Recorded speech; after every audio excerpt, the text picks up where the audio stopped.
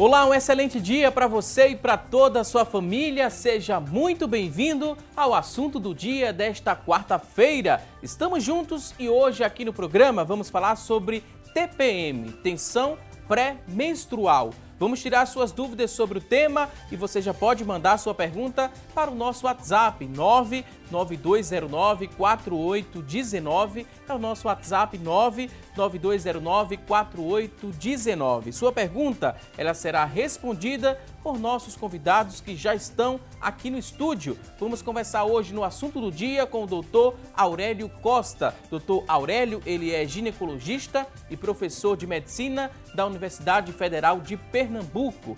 Também vai trazer muitas dicas e orientações a doutora Ariane Impieri. Ela é líder do Grupo de Pesquisas da Saúde da Mulher do INIP, é ginecologista e professora do curso de Medicina da Faculdade Pernambucana de Saúde. Daqui a pouquinho a gente escuta aqui os especialistas, mas antes a gente destaca que TPM ou tensão pré-menstrual é uma situação muito comum em mulheres com idade reprodutiva e ocorre devido a alterações hormonais normais do ciclo menstrual e é caracterizada pelo aparecimento de sintomas físicos e psicológicos 5 a 10 dias antes da menstruação. Esses sintomas eles podem interferir sim na qualidade de vida da mulher.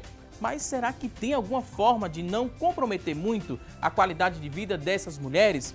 Vamos saber daqui a pouquinho. Antes, a gente vai acompanhar uma reportagem especial que fala sobre a influência da alimentação na melhora dos sintomas da TPM. Fique atento, fique atenta às informações a partir de agora. Acompanhe! TPM. Eita fase difícil, viu? Para a mulherada, para o filho, para o marido, para todo mundo. É um verdadeiro turbilhão de emoções. A famosa tensão pré-menstrual afeta mais de 70% das brasileiras, de acordo com o Ministério da Saúde. As alterações hormonais podem provocar mais de 200 sintomas físicos e emocionais. Porém, fiquem tranquilos, eu não vou citar a lista completa aqui não. Apenas a insônia, o aparecimento de acne, dor de cabeça, cólica e o mau humor. A TPM, ela ocorre devido a um desequilíbrio hormonal que existe no nosso corpo entre a progesterona e o estrogênio. E aí, com isso, a queda da serotonina vem provocando todos esses sintomas, de irritabilidade, de mau humor. E aí, assim, algumas mulheres, elas são mais afetadas. Possa ser que num mês você tenha mais os sintomas, já no outro você tenha menos, porque aí vai variar muito, de como está a sua alimentação naquele mês, se você se estressou muito, se você está praticando alguma atividade física. Então, todos esses outros fatores vai estar contribuindo, Então, para dar uma acalmada em tudo isso, o que é que a gente faz? Come chocolate, certo ou errado? A gente pode sim estar comendo chocolate, mas o ideal é que seja um chocolate a partir de 70%. Por quê? O que causa essa sensação de prazer, de bem-estar quando a gente come chocolate é por causa do triptofano, que ele vai ser convertido, ser transformado em serotonina, que é esse hormônio do prazer, que eu já falei aqui, da satisfação, do bom humor. Então, quando a gente come chocolate, a gente acaba sentindo isso. Mas não é o chocolate sim o cacau. Ainda bem que a variedade de opções de alimentos não para por aí. E a nossa Nutri trouxe diversos exemplos. Nós temos também aqui na mesa os vegetais folhosos, verdes escuros, que vai estar ajudando, além de ser rico em fibras também, eles vão estar ajudando, como eles são ricos em magnésio. Então, tem mulheres que sofrem muito com cólicas nesse período, com dores de cabeça. Então, o magnésio ajuda a estar diminuindo esses sintomas. E também é ideal que nesse período a gente consuma os alimentos integrais, os grãos integrais, porque eles vão dar mais saciedade, vai controlar mais a glicemia no sangue, então vai diminuir também aquela vontade de estar comendo doce, tá? As gorduras boas que temos aqui também na mesa, as castanhas, o atum, a sardinha, também vai estar ajudando a diminuir esses sintomas, porque vai estar controlando mais também a ansiedade. Então, esses alimentos vão estar contribuindo para diminuir os sintomas nas mulheres. É legal reforçar que esses alimentos devem ser incluídos no nosso dia a dia e não só na TPM. Não adianta a gente pensar só por períodos específicos da nossa vida. A gente precisa realmente criar o hábito de ter uma alimentação saudável e praticar atividade física, ter um estilo de vida saudável, Eu sei que a gente é difícil, não está se estressando, mas também tentar não estar se estressando muito, porque vai estar contribuindo também para diminuir os sintomas da TPM. E assim, uns 10 dias antes, começar a intensificar esses alimentos, né? Que, como eu já citei aqui, que vocês viram, porque vai estar ajudando. Então, se você sabe que daqui a 10 dias é o seu período menstrual, então você já começa a melhorar na sua alimentação, colocando mais esses alimentos. Para quem tiver sem criatividade, a gente também preparou sugestões de cardápio para você aproveitar os benefícios dos alimentos da melhor forma e deixar todo mundo que fica por perto mais feliz, é claro. No café da manhã, por exemplo, você pode estar optando por uma fonte de iogurte natural, tá?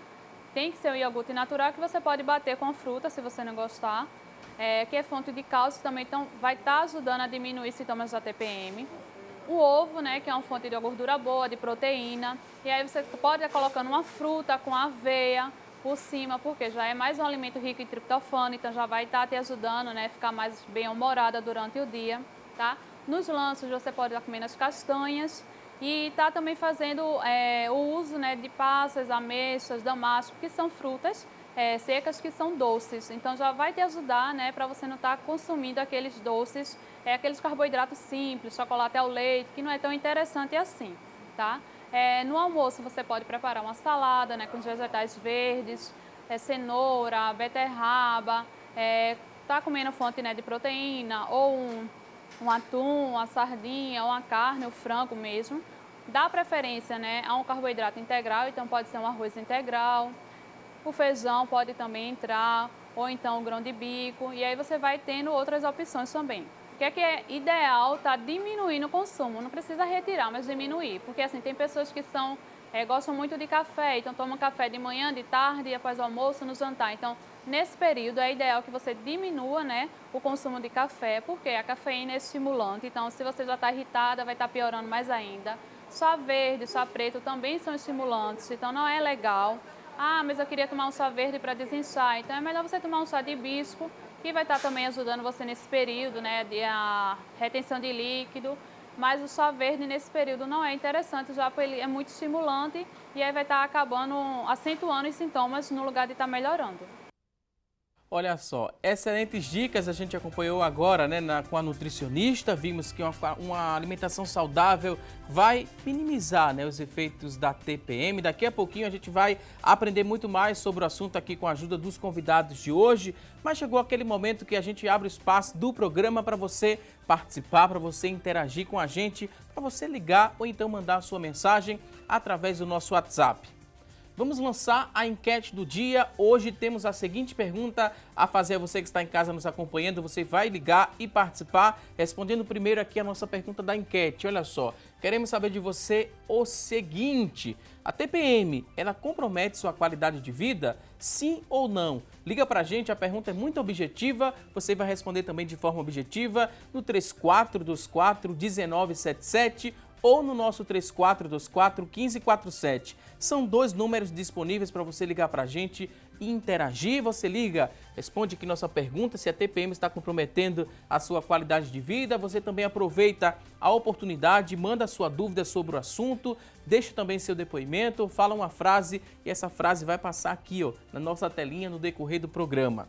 O WhatsApp está em mãos, deixa eu lembrar o número, é o 99209-4819, é o nosso WhatsApp, 99209-4819, você acessa, deixa várias perguntas, porque daqui a pouquinho nossos convidados terão o maior prazer em responder a sua dúvida. E se você tem acesso à internet, entra na nossa fanpage, facebook.com/assunto do dia, lá você também pode interagir com a gente. Você escreve sua pergunta, seu depoimento e a gente vai ler tudinho ao vivo daqui a pouquinho aqui no nosso programa. Participe com a gente, é sempre um prazer receber sua pergunta ou seu depoimento sobre o tema.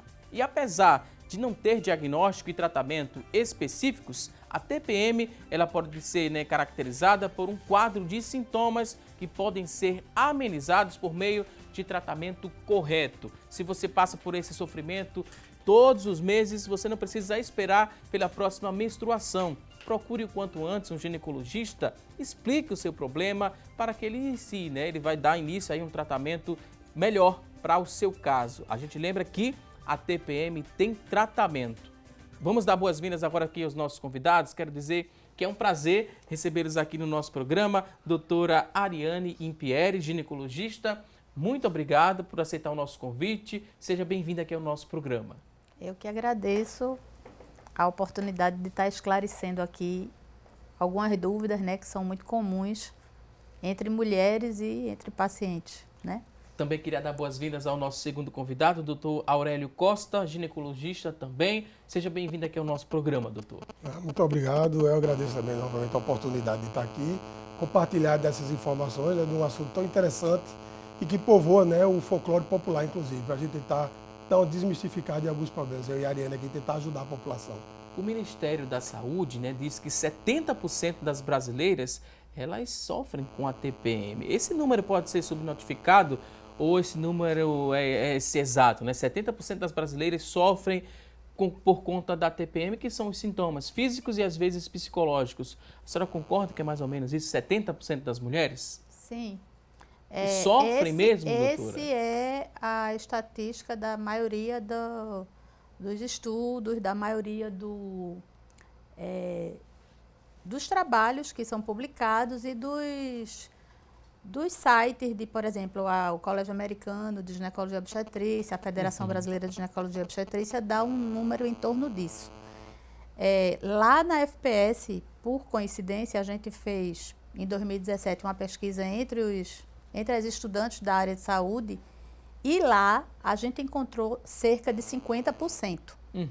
Provavelmente porque a gente usou critérios mais rigorosos, né? Porque assim, não existe, assim, é meio vago, tem diferentes critérios. Dependendo do critério que você utiliza, você pode encontrar um percentual maior ou um percentual menor, dependendo de que pontos você está avaliando. É bom a gente esclarecer também, né, que a TPM não é uma doença. Não. O que seria, né, por classificação? Vocês médicos consideram a TPM como uma síndrome, por exemplo? Por que não é uma doença, doutor? Você pegou no ponto-chave, né? Inclusive até o termo TPM a gente nem usa muito pela questão mais do coloquial. Mas a TPM a gente até nem usa muito, que o termo certo, correto, seria síndrome. Porque na verdade o que seria isso? É um agrupamento, né, para o pessoal de casa entender, de vários sintomas e sinais. Então quando a gente junta vários sintomas e sinais numa mesma entidade, numa mesma doença, a gente chama isso de síndrome. Então assim, é tão rico a característica da síndrome de pré-menstrual que ela envolve várias características, né? Ela envolve característica comportamental, emocional, física. Por isso que, como a Ariane disse, é tão complicado você definir diagnóstico, né? Mas, na verdade, como colocou ali na reportagem, é bem interessante. A nutricionista falou e acertou o ponto. Na verdade, não é porque tem mais ou menos hormônio feminino ou hormônio masculino. Na verdade, o que acontece é uma labilidade, né? É uma flutuação desses hormônios. Quanto mais esse hormônio flutuar, seja ele estrógeno, seja progesterona, mais intensa, mais precoce, mais duradoura vai ser os sintomas e, consequentemente, a síndrome. Então, na verdade, isso aí altera outros compartimentos do corpo da mulher, né? Então, assim, o estrogênio, a gente chama até, e os historiadores chamam de elixir da juventude, porque você tem atuação em toda a parte do corpo da mulher, né? Desde do leito da unha até o cabelo da cabeça. Então, assim, algumas estruturas que mexem com o comportamento, por exemplo, vão ter influência do estrogênio. Então, essa labilidade, essa flutuação, vai fazer com que o humor fique alterado, algumas repercussões físicas, como cefaleia, por exemplo, dor de cabeça, cólica, tudo isso é influenciado por essa flutuação hormonal. A gente vê que são mais de 200 sintomas, né, entre sintomas e efeitos da TPM. E o que vai determinar as pessoas, né, as mulheres, a terem mais ou menos... O estilo de vida pode ser a gente pode pontuar como destaque, né? Dependendo do estilo de vida, essa mulher pode sofrer com mais sintomas ou com menos sintomas. Seria mais ou menos também assim, doutora? Sim. O que é que ela come, o que é que a atividade que ela faz? Exatamente. Por ser tão variado os sintomas, então vai depender da mulher, né? Se diz até assim, que existe uma TPM para cada mulher. Algumas são mais os sintomas físicos. Edema, sente dor na mama, cólica. Outras têm mais os sintomas emocionais, irritabilidade, insônia, ansiedade, depressão. Então, é por isso que muita gente fala, qualquer pessoa tá irritada, tá com TPM, né? Mas a gente tem que, primeiro, dá o diagnóstico de TPM, porque o diagnóstico de TPM, como eu disse, tem vários critérios que você pode utilizar. Então, às vezes, você utiliza um critério, por exemplo, uns dizem que basta ter um dos sintomas, mas ele precisa estar em vários ciclos, não é um ciclo perdido. Esse mês eu acabei o namoro e fiquei irritada.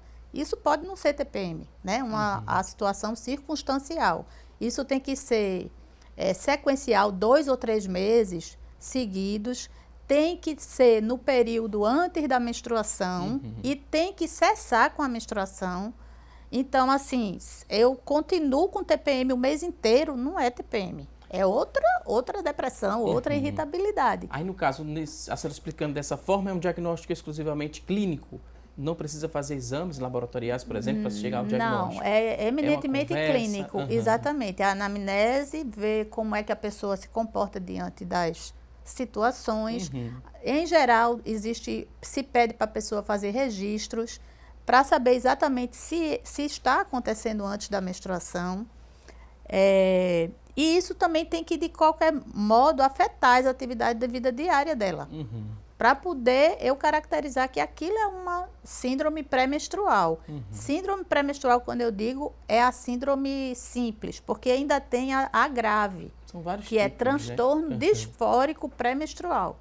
Esse é bem mais grave, tem muitos sintomas, mas muitos sintomas emocionais. Então, assim, a gente não pode achar que tudo é TPM. Então, a gente precisa saber direitinho quando foi aquele sintoma, está afetando as atividades de vida diária, é persistente, quais são esses sintomas, para poder a gente ajudar, né? Porque tem tratamento, né? A gente não fala em cura porque não é uma doença, mas tem tratamento e esse tratamento visa devolver a qualidade de vida a essa mulher. Porque esses sintomas podem, né, comprometer a o qualidade de rendimento, a qualidade vida, de né? vida. A falta trabalho, falta escola, então compromete as atividades escolares, atividade de trabalho, dá prejuízo financeiro, né? E todo mundo compreende essa necessidade de, às vezes, se afastar do trabalho, às vezes se isolar um pouco mais, às vezes ficar mais reflexiva essa mulher, doutor? A sociedade hoje, ela olha a TPM com outro olhar? A gente avançou muito em relação a isso ou ainda precisa melhorar muita coisa? Então, vamos tentar responder de duas partes, né? Porque foram dois cenários. Então, assim, na verdade, a síndrome, ela é uma síndrome bem complexa, né? Como a gente viu. A gente falou mais ou menos da parte mais orgânica, da questão hormonal, mas também tem envolvimento, por exemplo, emocional, tem o envolvimento familiar, né? Tem um percentual hereditário, aumenta o percentual de chance de ter a síndrome quando um familiar próximo, tipo mãe e irmã, também tem. E se isso só não bastasse, para complicar mais ainda a situação, ainda tem a questão das expectativas. Então, a expectativa social, a expectativa profissional e principalmente a expectativa familiar. Então, essas frustrações que são bem comuns no dia a dia da nossa sociedade, principalmente a sociedade atual, pós-moderna, isso pode ser um agravante, né, de uma situação que já está estabelecida, ou mesmo um fator de risco para que ela venha a acontecer e venha se desenvolver. E o pior, e venha inclusive se agravar. E essas coisas fogem muito ao controle do profissional que trabalha com isso, tá entendendo? Às vezes a gente não consegue, por exemplo, controlar um estresse, né, que tanto ele é uma consequência como pode ser uma causa. Mas uma coisa importante que a Ariane falou é que nem toda irritabilidade, nem toda raiva persistente, nem todo choro fácil é, consequentemente, TPM, tá entendendo? A gente tem que ter os critérios para dar o diagnóstico bem direitinho. Agora, a nossa sociedade ela já está amadurecida para entender isso como uma doença, não que não é uma doença, mas como uma situação que merece ser ajudada, em parte. A gente melhorou muito dos primórdios do diagnóstico, né? Até os dias atuais. Logicamente, você vê, a tensão pré-menstrual é uma doença milenar. A gente tem relato de TPM, que não falava TPM na época, de 7 mil anos atrás, com medicina, a medicina indiana ainda, né? O Aya da medicina hindu. E você vê, isso foi passando ao longo da história com essa preocupação e ninguém conseguiu resolver completamente. Né? A gente tem relato, por exemplo, de Hipócrates, 400 a.C., o cara já fazia relato de que tinha mulheres com labilidade emocional que ele conseguia resolver. Tá entendendo? Tem um relato interessante de um grande estudioso, 77, Plínio, ele dizia o seguinte, a mulher com TPM, ela azeda o vinho, ela cega as facas e ela bota os zangões da colmeia para fugir. Para você ter ideia da gravidade e do folclore como era a história. Hoje em dia não, a gente já enxerga isso como uma situação que deve ser trabalhada, deve ser ajudada, inclusive um documento Manual de Doenças e Agravos Psiquiátricos, que a gente chama o DSM-5, e está sendo concluído o 6. Existe essa situação como uma situação que deve ser abordada, com código como se fosse uma entidade nosológica, né? E isso aí a sociedade hoje já começa a enxergar. E a gente tem, inclusive, os atenuantes e agravantes do ponto de vista judicial, na paciente, numa mulher que realmente esteja estabelecido que ela esteja na situação da síndrome pré-menstrual, né? E a gente tem um arsenal terapêutico bem interessante, mas bem vasto. E aí você fica imaginando, quando eu tenho muita coisa para tratar uma coisa, é porque essa coisa ainda não foi muito bem tratada, porque senão eu só precisaria de uma coisa só. Então, como o cenário ele é vasto... Seria bom, né, que fosse uma coisa só. É espetacular. Então, assim, o negócio é tão complexo que envolve não só a pessoa que está sofrendo, entre aspas, da síndrome, mas envolve seus familiares, envolve seus colegas de trabalho, envolve vizinhança. E aí é onde chega. Será que esse pessoal realmente tem a maturidade para entender aquilo como uma coisa que tem que ser ajudada? Isso já melhorou muito, mas ainda falta muito a ser melhorado. Agora a gente vai a um rápido intervalo. Daqui a pouquinho tem mais assunto do dia. Até já!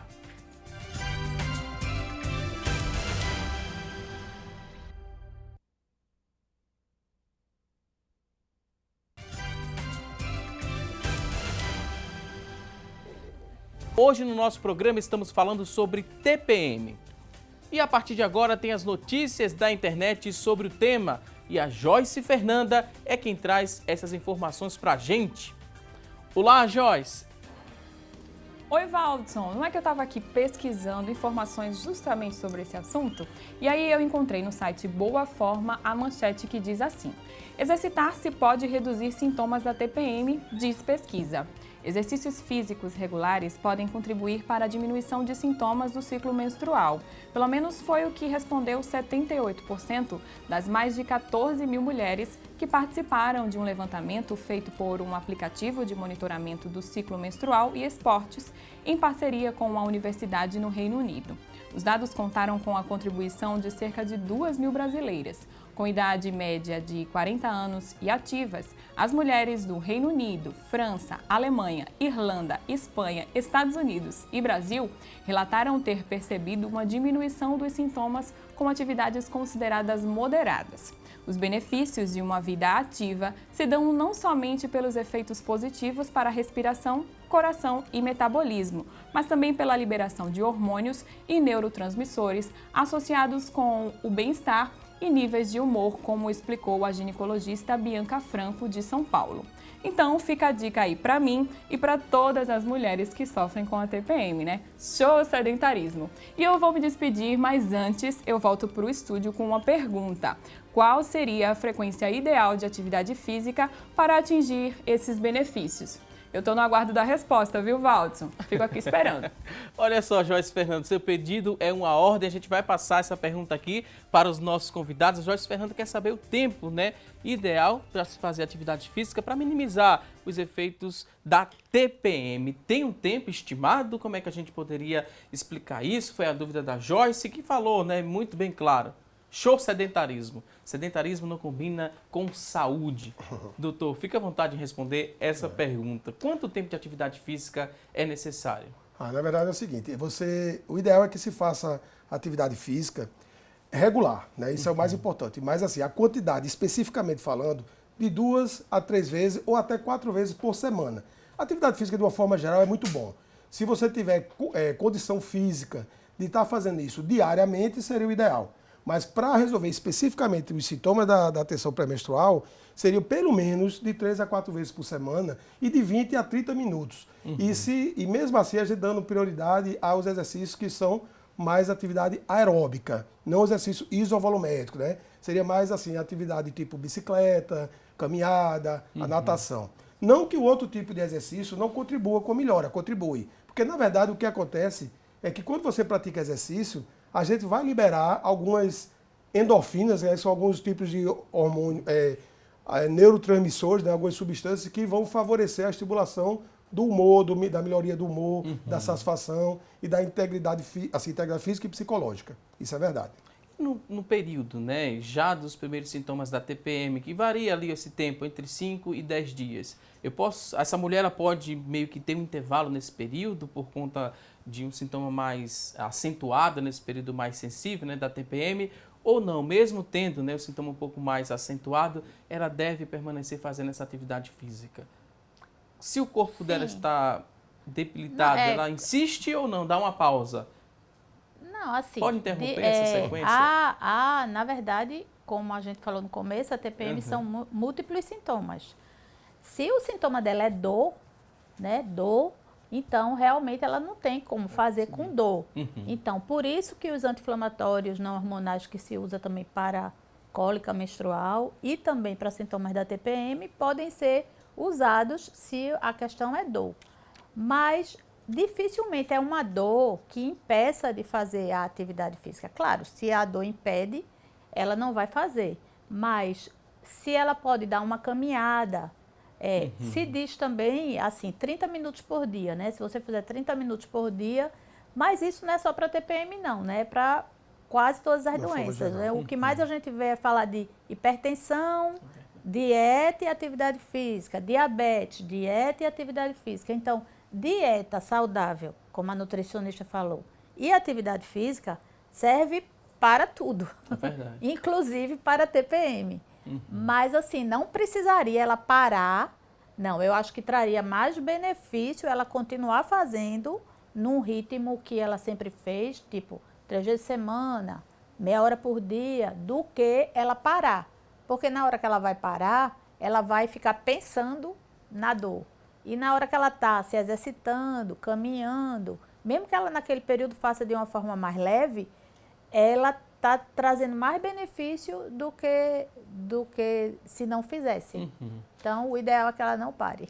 A gente falou, né, da TPM, que é uma síndrome, falamos também de algumas causas, de alguns alimentos que podem ajudar a minimizar os sintomas, né, de alguns quadros que a pessoa vem a apresentar. Mas vamos explicar para quem está em casa o que é que significa a menstruação, né? O que é essa menstruação, por que as mulheres menstruam e se nessa menstruação muitos especialistas falam que se trata de saúde, é saúde quando a mulher menstrua. Vamos explicar isso para quem está em casa? Quem poderia começar? Deixa eu falar, na verdade é o seguinte, existem vários pontos de vista, né? E várias opiniões. Inclusive não tem uma coisa que se bate o martelo e estabeleça, você tem que menstruar ou você não tem que menstruar. Então, do ponto de vista fisiológico, a menstruação seria a falha da gravidez. Porque, na verdade, o útero ele gostaria, entre aspas, de estar grávido. Inclusive, tem um colega na Bahia, né? Eu sou Bacotinho, eu falo porque ele diz isso normalmente, que a menstruação seria o choro de um útero decepcionado. Ele queria estar grávido. Se você for pensar do ponto de vista bem natural de como seriam as coisas, se cada vez que a mulher engravida passaria 2 anos amamentando e não menstruaria, e isso duraria em torno de 15 anos, como era antigamente nos ancestrais, né, de 15, 20 filhos, ela realmente não menstruaria. Isso é uma perspectiva. Né? Tem um grupo de pessoas estudiosos que acreditam que a menstruação realmente não é uma coisa necessária.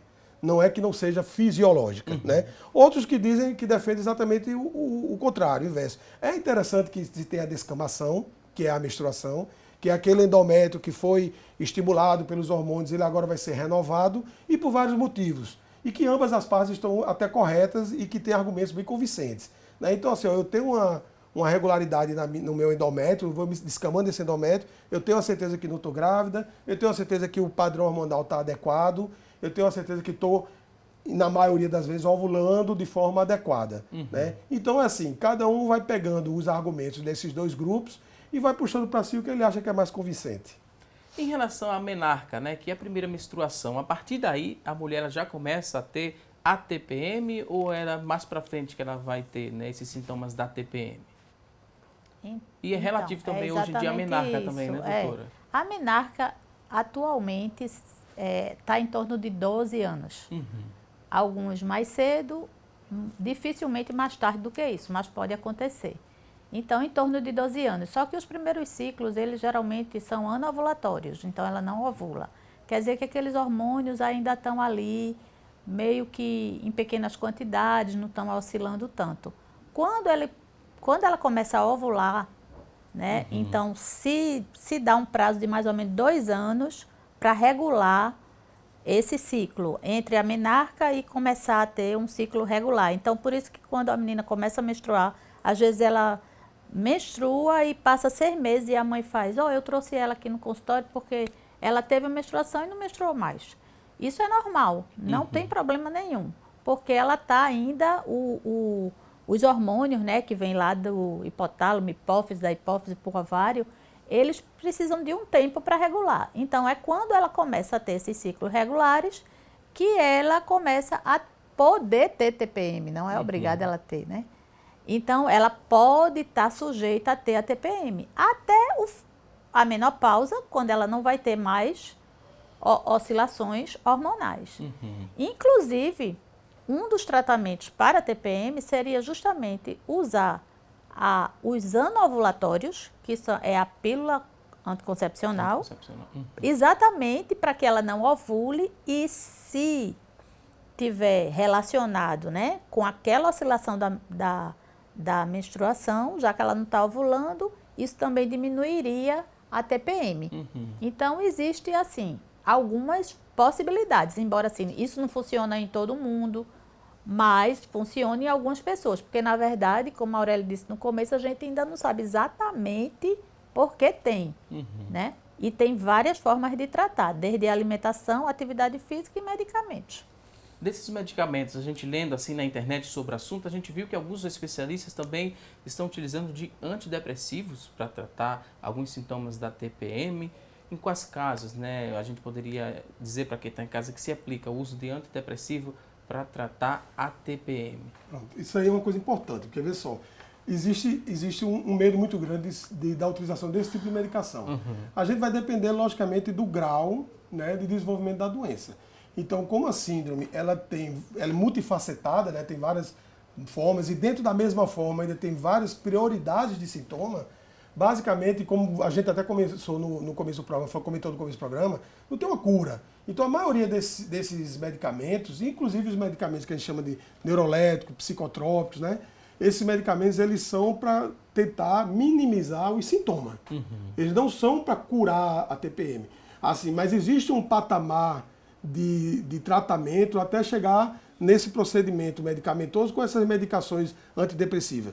O que se utiliza, inclusive o ginecologista, quando você vai tratar isso, ele pede apoio do psiquiatra, do psicólogo e do educador físico também, porque aquela coisa da atividade física tem que ser uma atividade física com um profissional, para não ter outro tipo de problema.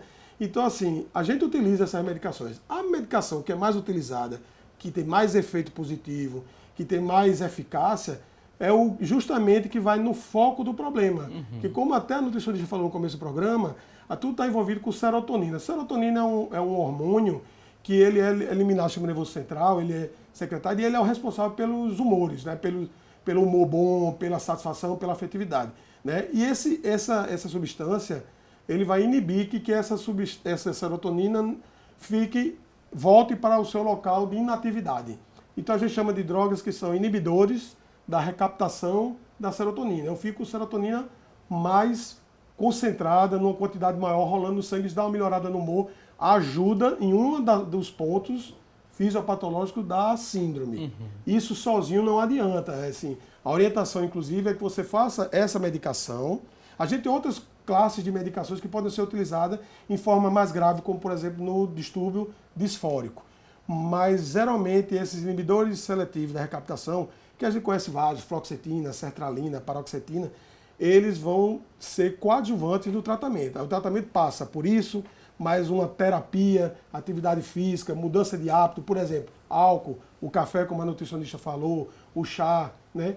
Então, esse tipo de alimentação, mais a atividade física, mais uma coisa que a Irene falou que é bem importante, evitar essa flutuação hormonal. Então, a gente usa o anticoncepcional para que o ovário dê um repouso. Né? E aí você vai utilizando todo esse arsenal, né, de tratamento e vendo para aquela mulher o que melhor se adapta. É um tratamento individualizado, né? Isso também a gente lembra para evitar a automedicação. Exatamente, mas a questão do antidepressivo tem que tomar cuidado, porque ele é usado nas formas mais graves, né? E se a paciente, se o sintoma dela é depressão, tem que afastar a depressão doença. E não depressão fazendo parte do TPM. Então, assim, para você começar a tratar, você tem que caracterizar bem se aquela depressão é uma depressão ou é a TPM em forma de depressão. Então, separar bem isso para também não sair usando antidepressivo o tempo inteiro. Os antidepressivos é que são usados para TPM. Os neurolépticos não, né? Porque aí já é para doenças psiquiátricas. Mas os antidepressivos, usados principalmente nessas formas mais graves, pode ser usado e não precisa também ser o mês inteiro. Ele é usado exatamente naquele período, 10 dias antes da menstruação.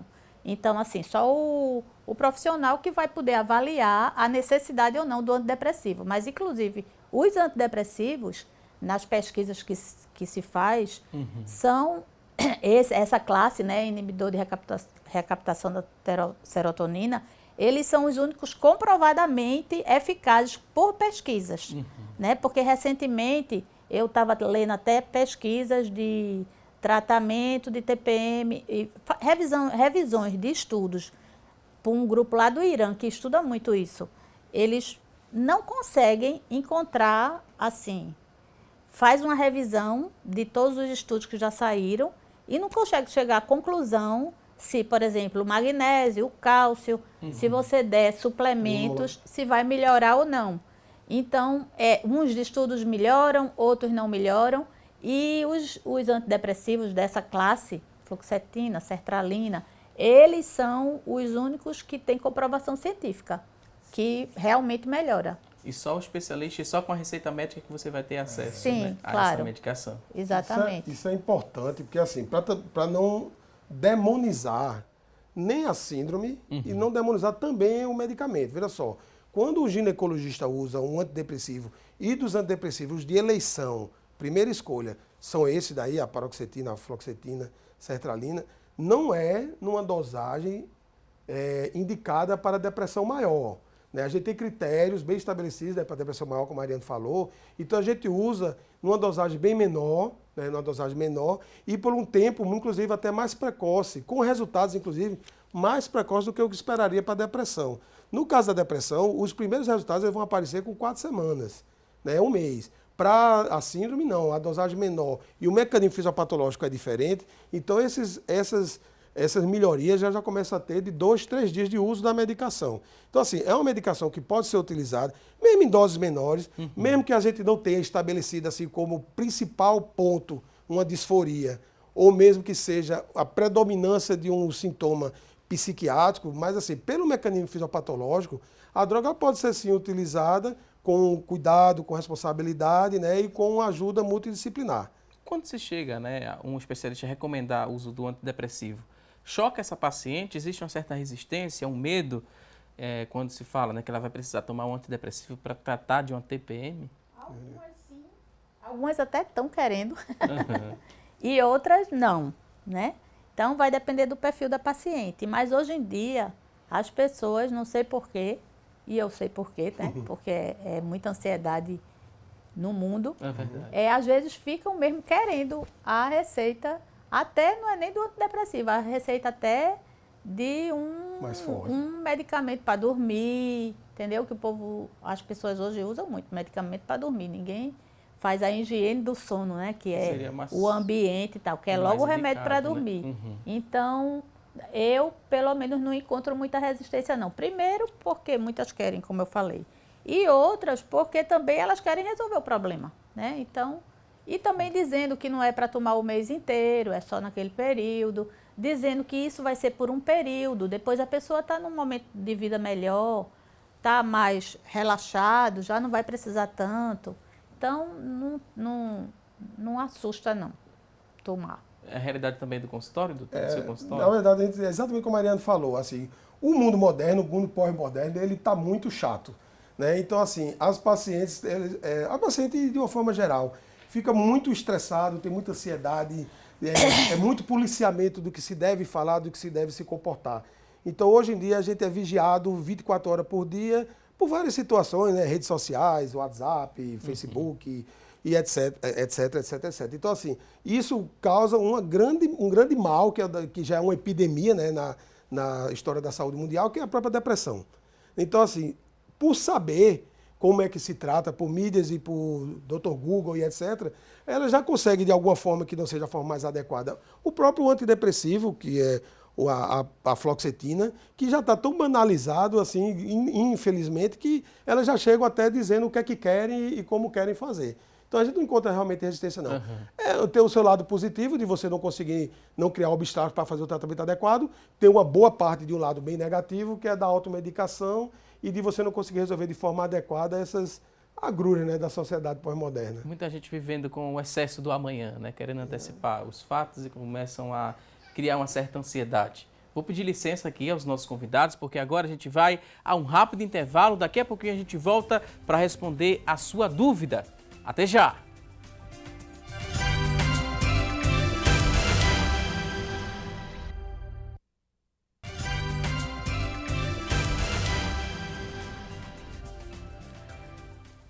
Já estamos de volta com mais assunto do dia aqui na tela da Rede Brasil de Comunicação. Hoje o tema TPM. Tem muita gente participando, vários telespectadores com dúvidas. Vamos começar a repassar aqui essas perguntas aos nossos convidados. Tem muitas participações.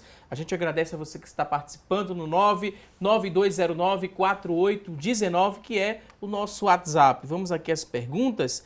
Tem aqui a primeira pergunta, a pessoa não se identificou, mas gostaria de saber se é possível, né, ter tensão pós-menstrual. Porque ela disse que desde que parou de tomar o anticoncepcional, em janeiro deste ano, que dias antes da menstruação até uma semana depois dessa menstruação, né, ela tem sintomas como dores abdominais, má digestão, tem gases e também diarreia.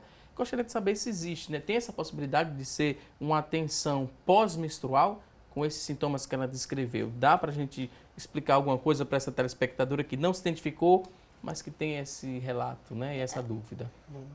Veja, a SPM ou TPM clássica é antes da menstruação e passa durante a menstruação. 5 a 10 dias, no 5º dia da menstruação já é para estar passando. Raramente se descreve também que pode demorar um pouco mais, mas não é o mais comum, né? Para saber se realmente ela tem a TPM ou se não é outro sintoma, por exemplo, existe um sintoma muito comum que é pouco diagnosticado e às vezes confunde, é a síndrome do intestino irritável. Né? É aquela pessoa, porque ela falou aí de diarreia, então é aquela pessoa que o intestino sempre afrouxa, vamos dizer assim, perto da prova ou perto de algum momento de ansiedade. Então isso é um diagnóstico de exclusão também, tem que afastar todas as outras causas, então é uma doença funcional. Outra coisa que eu achei interessante, porque ela falou que quando ela tomava anticoncepcional, ela não tinha. Verdade. Então, fica parecendo que é uma TPM mesmo, de uma forma, vamos dizer, atípica, né? Contanto que não seja um mês inteiro, né? Porque se for o mês inteiro, realmente não tem como ser TPM, já foge da normalidade. Mas se ela diz que com uma semana passa, pode ser que a TPM dela se estenda mais um pouco, mas não dá para dizer que é, mas também não dá para dizer que não é. Né? O ideal é procurar o avaliar, né? Se isso é persistente. Anotar algumas coisas, algumas anotar quais são os sintomas reais, né? E os sintomas que aparecem todo mês, porque pode ter aquele que um mês aparece uma coisa, outro mês aparece outra. Mas não é totalmente descartado, não. Mas não é o mais comum, de fato não é. Ótima explicação, temos aqui mais participações. Vânia, que mora em Jaboatão, ela gostaria de saber o seguinte, doutor. Uma pessoa de 45 anos, é normal passar mais de 8 dias menstruada? O fluxo vem muito e depois passam 2 meses e a pessoa não menstrua durante 2 meses. A primeira menstruação, né, a menarca, foi aos 13 anos. É normal essa irregularidade? 8 dias menstruada, depois 2 meses sem menstruar. Certo. Aos 45 anos. Pronto, então vamos... próximo da menopausa? Pronto. E veja só. Não dá para a gente dizer com certeza, porque precisa de mais algumas coisas do ponto de vista médico, né? Isso aí a gente vai fazer suposições em cima, né? Então, primeiro, tem que passar primeiro pelo conceito de normalidade, né? Então, é normal é uma coisa, é aceitável para o cenário que a pessoa está envolvida é outra. Então, por exemplo, o normal realmente é não ter uma menstruação aumentada tanto do ponto de vista de número de dias que passa menstruada, como do ponto de vista de quantidade de sangue. Mas isso depende muito do padrão de cada mulher. Então, assim, a gente diz que o normal é entre 2 e 8 dias e em mais ou menos uma média de 80 ml, que seria um pouco mais de um copinho normal descartável em todo o período menstrual. Mas isso depende muito do padrão. Uma pessoa que menstrua 3 dias e passou a menstruar 7 dias, mesmo estando dentro do padrão de normalidade, para ela aquele padrão alterou. Ela tem um aumento do número de dias e pode, consequentemente, ter um aumento do volume. Aí pronto. Então, a partir daí, você vai para as principais situações que podem provocar esse tipo de situação naquele cenário, numa senhora de 45 anos. Então, uma das coisas que a gente pode pensar é, dá para pensar logo de cara que pode ser a mulher chegando no período da menopausa? Pode. É o mais frequente? Não. Né? O mais frequente no período que a pessoa ainda menstrua com alterações de volume e de quantidade são alterações mais orgânicas, tipo pólipos, miomas, etc. Essa é a característica fundamental, principal dessa situação de pólipo e mioma? Também não. Né? Eu posso ter, porque tudo em medicina é probabilidade. Então eu posso ter realmente uma paciente que, apesar dela não estar na média da mulher brasileira de entrar na menopausa, que seriam 50, 55 anos, ela pode ter, do ponto de vista constitucional e familiar, uma menopausa um pouquinho antes da média nacional, mas que ainda não é doença. Doença é só abaixo de 40 anos. Né? E começa por aí, porque essa pessoa que vai chegando perto da menstruação, perto da menopausa, os ovários dela, que tem a idade dela, e consequentemente seus folículos têm a idade dela, eles vão começar a falhar. A falha do folículo dentro do ovário é uma diminuição da produção hormonal que eles foram criados para aquele tipo de atribuição. Essa falha atrofiando, vai diminuindo, vai, assim, ao longo do tempo vai chegar nessa atrofia, e aí esses hormônios vão começar a diminuir, e consequentemente tudo é uma cascata que vai chegar disso aí. Essa muito mais irregularidade menstrual que ela tem pode estar relacionado, sim, ao que a gente chama de hemorragia uterina disfuncional do climatério. Mas pode ser simplesmente por uma ovulação de outra qualidade, e aí precisa realmente do argumento físico, né, e de algumas outras coisas que vão complementar a nossa ajuda. Mas, assim, pode ser. Vamos a outra pergunta. Temos aqui, doutora, a próxima participação. A mulher não se identificou, mas queria saber o seguinte. A mulher que ainda está amamentando, né, dando de mamar a esse primeiro filho, e ela não menstrua nesse período de amamentação, ela pode engravidar? Sim ou não? Pode engravidar mesmo não menstruando? Depende do quanto ela amamenta. Existe um método contraceptivo chamado LAM, que é lactação amenorreia, que quer dizer que enquanto a mulher estiver amamentando, lactação, e em amenorreia, sem menstruar, ela não engravida. Funciona quase igual a pílula. Mas isso tem que ser enquanto ela estiver menstruando e enquanto ela estiver amamentando. E essa amamentação tem que ser enquanto ela não estiver menstruando e enquanto ela estiver amamentando, de uma forma bem regular, sem dar nenhum outro alimento à criança. Então, é um método que é utilizado. Em geral, os primeiros 6 meses é bem garantido isso. Depois, a mulher realmente, ela não aguenta só amamentar. Então, ela pensa que o mundo se acabou e ela só está fazendo isso na vida. Então, ela vai começar a introduzir, às vezes, até água. Isso aí já não é o método lactação amenorreia, entendeu? Então, ela pode até engravidar e nem se perceber que engravidou. Mas os primeiros 6 meses, porque ela não disse há quanto tempo, mas os primeiros 6 meses é quase certo que ela não engravida. Se ela só estiver amamentando e se ela estiver sem menstruar. Deixa eu só fazer uma contribuição assim, para depois não sair eu e a Ariane como mentiroso, né? Olha só, a possibilidade de engravidar é praticamente nula, mas não é zero. Né? Não existe nenhum método, Sim, né?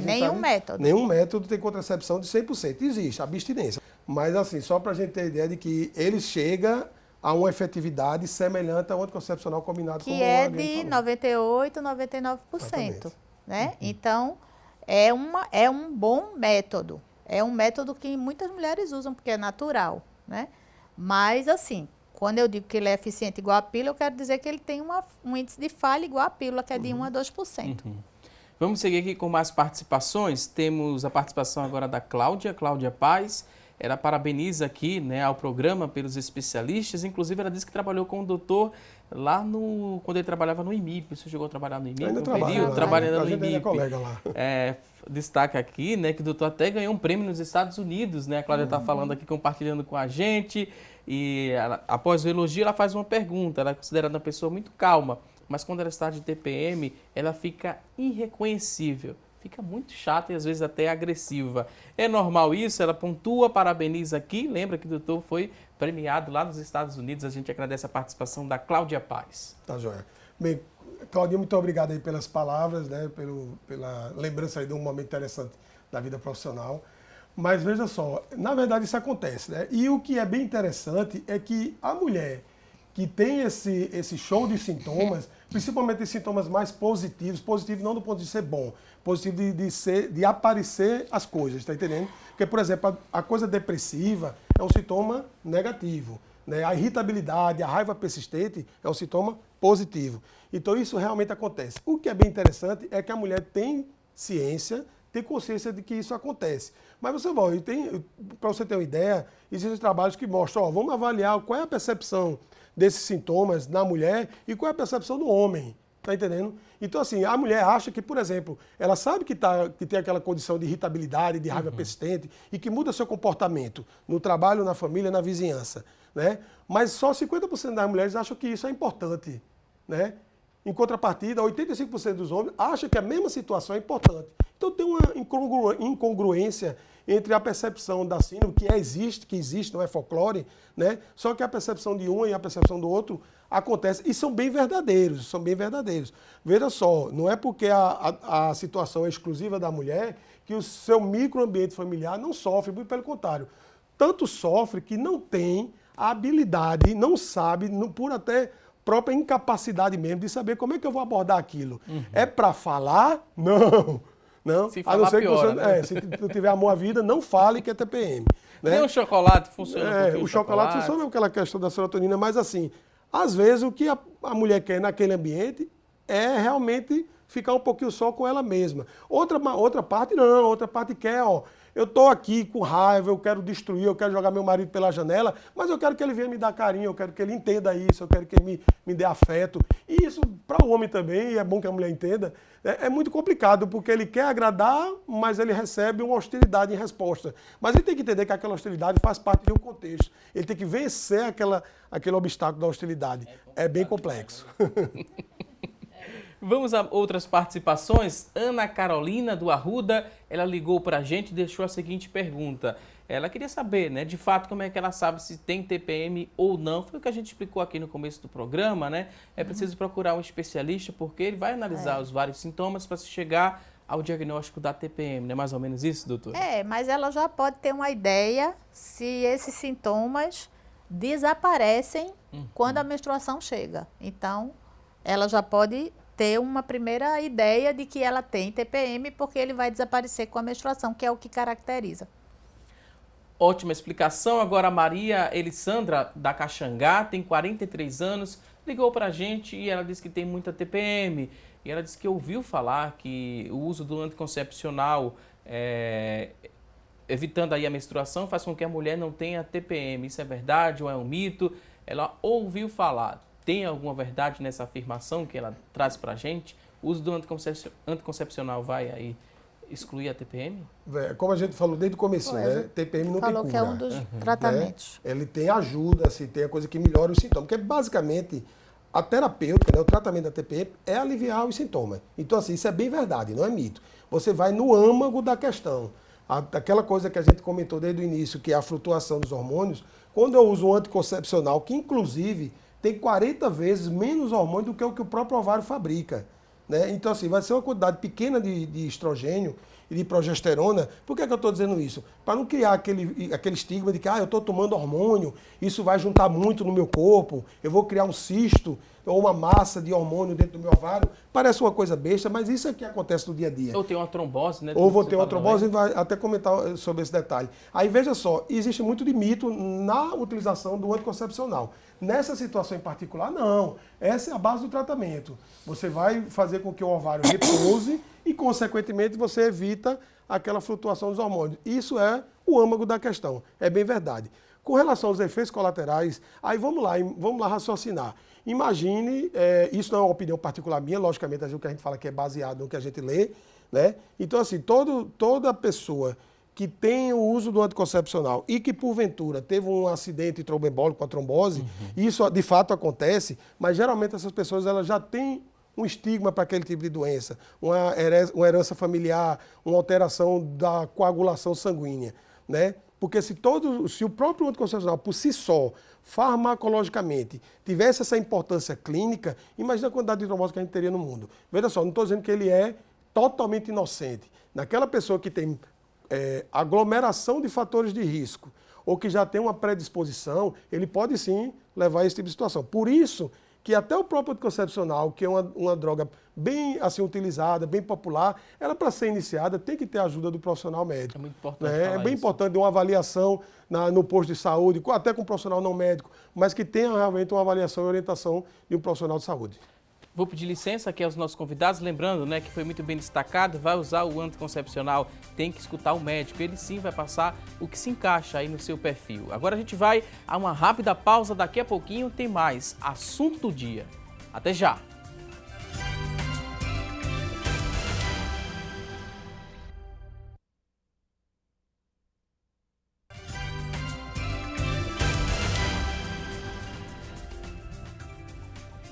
Voltamos com mais assunto do dia e a partir de agora vamos juntos conferir as oportunidades de emprego disponíveis para hoje. Então fique atento, pegue papel e caneta, anote as oportunidades e boa sorte!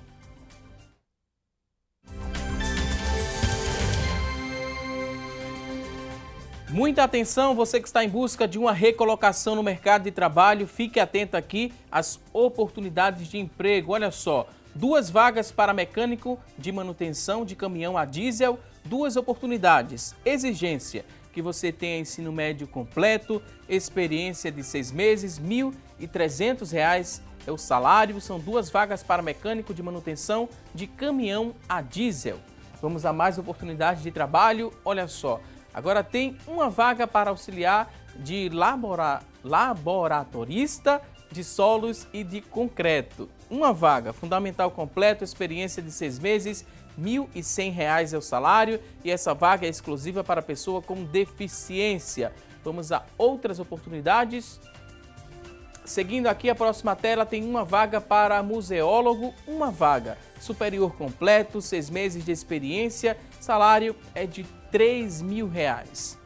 Você que está em casa ficou interessado por uma dessas oportunidades? Elas são da Agência Estadual de Emprego. O telefone para contato você vai ligar a partir de agora no 3183 7065, 3183 7065. Mais uma vez, desejo a você boa sorte nessa busca por uma recolocação no mercado de trabalho.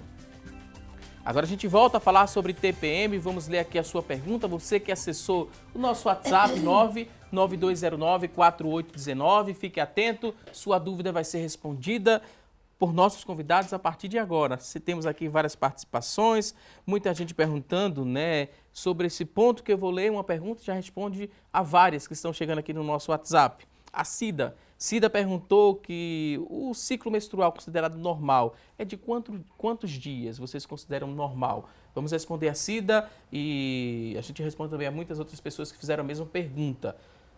Normal esse ciclo, quantos dias, doutora? O ciclo que a gente chama é do primeiro dia de uma menstruação até o primeiro dia da próxima menstruação. Isso é um ciclo. Esse ciclo pode ser normalmente referido nos livros de no mínimo 21 dias e no máximo uns 35 dias. Então, a pessoa pode menstruar de 21 em 21 dias e ser normal, mas é o padrão dela que é assim, ela vai achar ruim, porque às vezes ela vai menstruar mais de uma vez por mês. E ela pode menstruar de 35 em 35 dias, que vai ter mês que ela não vai menstruar, mas é o padrão dela. Então, mais importante do que às vezes a pessoa diz, eu menstruei 2 vezes esse mês, ou então esse mês eu não menstruei. É saber como é o padrão de ciclo menstrual da pessoa. Se ela está falando em ciclo, né? Que ciclo é isso? Então, por exemplo, eu menstruo dia 1, mas meu ciclo é de 21 dias. Então, no dia 22 do mesmo mês eu já vou menstruar de novo e para mim isso é o meu padrão. né? Então, isso é o que a gente chama de ciclo. Agora, a quantidade de dias que a pessoa fica menstruada, vai, como a Aurélio já disse, tem gente que menstrua 2, 3 dias, e às vezes bem pouquinho, e tem gente que menstrua 7, 8 dias.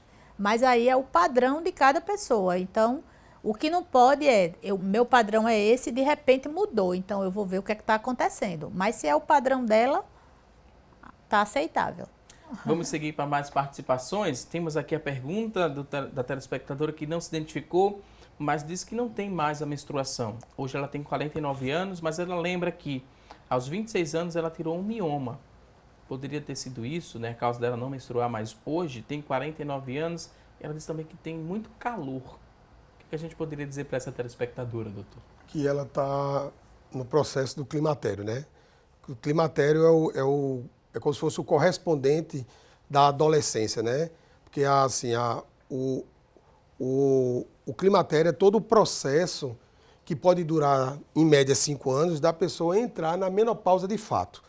Né? Menopausa, na verdade, quer dizer a última menstruação, né? Então, o período que envolve essa falência total dos folículos do ovário, esse período a gente chama de climatério, e isso pode durar, como eu falei, em média de 5 anos. Para eu dizer que a pessoa está realmente na pós-menopausa, ou seja, ela realmente terminou a sua vida reprodutiva, e aí eu abro um parênteses, vida reprodutiva é uma coisa, vida sexual é outra. Não é porque a pessoa deixou de menstruar ou deixou de ter condição de engravidar no seu próprio útero que ela deixou de ter vida sexual ativa ou de qualidade. São coisas diferentes, interligadas, mas diferentes.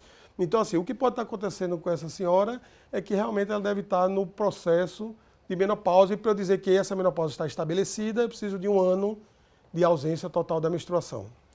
Temos aqui outra pergunta, vamos seguir, tem muita gente participando. Cláudia Costa quer saber se cólica é a mesma coisa que TPM. Cólica é a mesma coisa que TPM? Não, né, Não, doutora? A cólica pode fazer parte da TPM, né? Então, a mulher, antes de menstruar, tem umas que dizem assim, eu já sinto uma cólica junto com outros sintomas. Então, essa cólica fazendo parte da TPM. E, às vezes, é só a cólica. Pronto, isso é cólica. A cólica pode ser como TPM e a cólica menstrual, que é o mais comum, né? Muita gente tem cólica menstrual. Vai depender da liberação de prostaglandina, que é uma substância que a mulher, o útero libera, e aí, dependendo disso, algumas pessoas são mais sensíveis, vão ter mais cólica. Outras, menos. Então, existem diferentes medicamentos, às vezes uma dipirona resolve, às vezes precisa de um anti-inflamatório, às vezes precisa de medicações até mais analgésicos de ação central. Então, aí vai depender da cólica. Que cólica é essa, né, que ela está falando? Mas não são sinônimos. E ainda tem outra característica interessante, que assim, a cólica, que o nome científico seria dismenorreia, né, assim, disfunção da menstruação, ela tem uma característica clínica quando ela é isolada, né, como uma entidade isolada, porque, como a Mariane falou direito, assim, perfeito, ela pode fazer parte do sintoma, do grupo de sintomas, mas ela, como isolada, ela geralmente acontece depois da menstruação, ou durante o período menstrual. É diferente da TPM, que, como o próprio nome diz, é antes. Temos aqui outra participação, a pessoa não se identificou, mas quer saber se uma mulher que já entrou na menopausa, há 1 ano e meio ela entrou na menopausa e tem perigo de engravidar, entrou na menopausa aos 44 anos. Se entrou há 1 ano e meio, tem 45 anos e meio. Pode engravidar ainda? Tem perigo de engravidar? Vamos entrar novamente naquela coisa do conceito da probabilidade, do que é mais frequente e do que é fora do contexto usual. A classificação, o conceito de menopausa seria realmente, após 1 ano de ausência total de menstruação, o que caracterizaria que ela não tem mais função ovariana. Né? O folículo que nasceu com ela, que veio desde a vida embrionária, que é o patamar inicial junto com o espermatozoide para criar uma nova vida, ele praticamente não existe mais, ou se ele existir, é sem conseguir funcionar. Não tem capacidade de gerar ou ser fecundado. A probabilidade de uma pessoa com 1 ano de pós-menopausa, e se de fato for menopausa, né, dependendo aí de vários contextos, ela realmente não engravidaria. Probabilidade. Né? Existem situações que pessoa tem escape ovulatório, existe, relato da literatura. Isso é extremamente infrequente, né? Seria uma coisa para relato de caso científico, etc. Mas a grande probabilidade, e realmente o termo menopausa quer dizer isso. Falência total dos ovários, possibilidade quase nula de ter uma nova gravidez. Vamos à próxima pergunta. Temos aqui outra telespectadora participando, diz que mora em Vitória de Santo Antão. Dá parabéns aos convidados, a gente agradece aqui a participação da telespectadora e ela pergunta se é normal quando eu estou menstruada, eu senti muita cólica e eu fico também muito estressada. Posso considerar isso como normal do período da menstruação? Sim ou não? O que a Aurélia falou, assim, o fato de acontecer não quer dizer que seja normal, né? Se ela acha isso normal para ela, se ela lida bem com isso, tudo bem. Mas se isso está incomodando ela, já não é normal. Então, ela vai precisar de ajuda, né? Então, ela tem a dor, a cólica, e ela tem a irritação. Provavelmente pela cólica, porque ninguém que toda vez tem cólica, geralmente fica irritado. É verdade. Então, talvez resolvendo o problema da cólica dela, né? Então, ela encontrando o analgésico certo para ela, ela melhore também da irritação. Aí, muitas coisas assim, em medicina, a gente tem que testar na pessoa, né? Vamos ver se esse remédio funciona para você. É o caso dos anticoncepcionais. Se a gente for ver a lista, é um número imenso, com diferentes composições. Um se dá bem com um, outro se dá bem com o outro. Então, tem que realmente ela encontrar o analgésico que resolva a cólica menstrual, porque não precisa ninguém ter cólica menstrual, né? Existe medicamento. Inclusive, a pergunta seguinte também é sobre cólica, né? Na adolescência, essas cólicas, elas são mais intensas, são mais frequentes ou não tem nenhuma relação? É a pergunta aqui da telespectadora que não se identificou. Certo. Então, assim, para tentar ajudar aí a telespectadora que não se identificou, na verdade é o seguinte, a gente tem uma situação em ginecologia que a gente chama, como eu falei anteriormente, dismenorreia, né, que é basicamente a cólica, né, menstrual, e que ela pode ser primária, quando a pessoa já começa, já desde o início da menstruação, lá nos primórdios da adolescência, com essa dismenorreia, e é bem a base do mecanismo que isso acontece. É bem clínico, é bem substância que são específicas para aumentar a contração do útero e diminuir o aporte de sangue, que vai fazer com que aquela área fique com pouca irrigação e isso vai promover dor, que a gente chama que essa área vai ficar isquêmica, né? E isso vai provocar dor, além do aumento da força de contração, que isso acontece só logo no comecinho. A dismenorreia que acontece um tempo depois, a gente já chama de dismenorreia secundária, né? E aí geralmente ela tem uma causa, né? A primária não, a primária geralmente a causa é hormonal. E aí você trata com esse arsenal terapêutico que a Ariane falou. Na dismenorreia eu tenho que descobrir a causa. Em ambas as situações precisa do apoio profissional para você até definir clinicamente o que é um e o que é outro. E confirmar com alguns exames, né? Por exemplo, endometriose é uma situação que dá dismenorreia secundária.